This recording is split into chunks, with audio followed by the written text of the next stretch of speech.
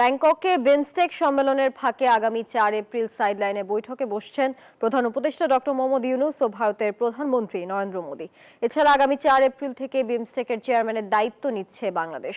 বিকেলে foreign service একাডেমিতে এক সংবাদ সম্মেলনে এই তথ্য জানান প্রধান উপদেষ্টার রোহিঙ্গা বিষয়ক বিশেষ সহকারী ডক্টর খলিলুর রহমান।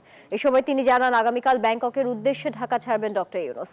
বৈঠক করার সম্ভাবনা রয়েছে কয়েকজন নেতার সঙ্গে। রোহিঙ্গা সমস্যা নিয়েও আলোচনা হতে পারে নেতাদের সঙ্গে।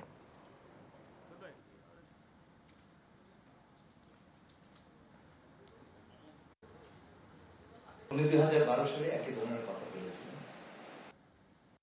আমরা এই বৈঠকের জন্য অনুরোধ করেছি সরকারিভাবে। আমরা আমাদের আশা করার সঙ্গত কারণ আছে যে বৈঠকটি হওয়ার যথেষ্ট সম্ভাবনা রয়েছে।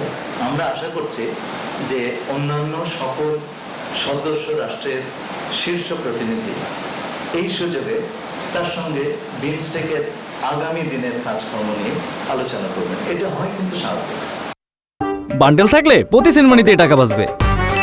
বিকাশ সেনমানি বান্ডেল কিনে জিতুন প্রতি লেনদেনে।